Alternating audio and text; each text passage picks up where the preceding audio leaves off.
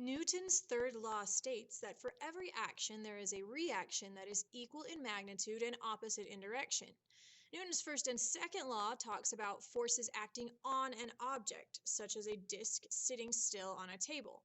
Newton's third law talks about forces acting in a system, for example, the reactions between objects in a hand disk table system or a hand hovercraft table system.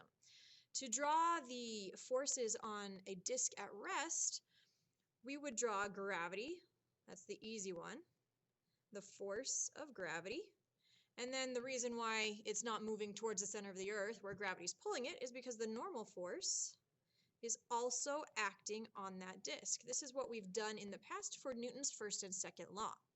Newton's third law is different. We are no longer just thinking about forces acting on this object. Now we're focusing on forces acting anywhere within this system. So anytime there's a push or a pull.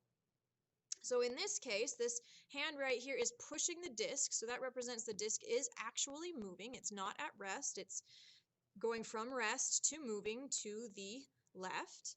So the hand is applying a force to that disc. And the hand is applying a force in this direction, and that is an applied force.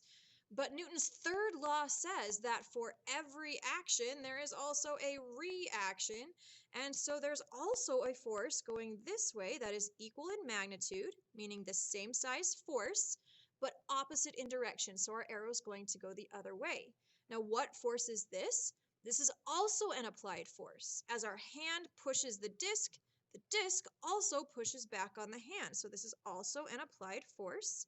And we're going to specify this is the force of the hand on the disc. And this is the force of the disc on the hand. It says hand. So that is one of the force interactions in this system. But there are also some other force interactions in this system.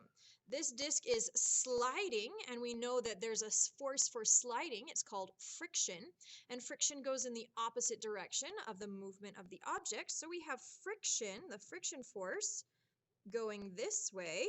That is the force of friction. But Newton's third law says for every action, there is a reaction that is equal in size or magnitude and opposite in direction. So we have to have an arrow that's the same size but opposite in direction. This is also a friction arrow, friction force, because as the table applies a force on the disc, that disc is also applying a force on the table. So this one is the force of the table on the disc, and this one is the force of the disc on the table. Good. So there are some forces within this system, and we've named kind of the major ones. Now take a minute, pause the video, and see if you can figure out some forces in the hovercraft hand table system. Okay, hopefully you paused the video and are now coming back to get some answers. First of all, let's start with the hand. It's the exact same as it was here before. The hand has not changed. So there is an applied force of the hand on the disc, but there is also an applied force of the disc on the hand. Do we still have friction with the hovercraft hovering over the table? Yes, we do, but it's no longer between the table and the disc because the table is not touching the disc anymore. Instead, it's a force between the disc and the air under the disc. This friction force is a lot smaller than it used to be, so we're going to draw just a little teeny arrow, but we're still going to have it as the force of friction on the disc. But remember, for every action, there is a reaction according to Newton's third law. So we also have another arrow going the other way, just the exact same size, still tiny. This time it's the force of friction of the disc on the air beneath it. That fluid friction is much more smaller than the solid friction that we saw here. Then, of course, there's the whole reason that the disc is floating in the first place, right? A force has lifted it up off the table, and that's the air. We're actually going to focus on the air in the balloon here for this instead of the air on the table.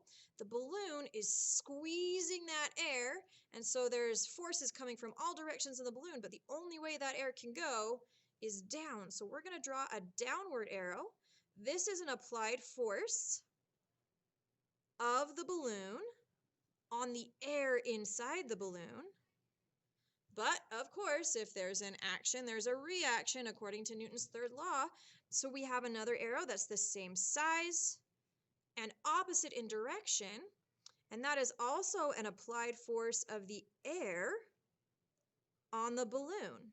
Now, there's a special word for the applied force of air. It's called air resistance. That's a special case of applied force. So you could even make that air resistance. That is the air on the balloon.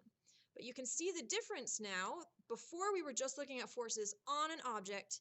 Now we're looking at all of the force interactions within a system.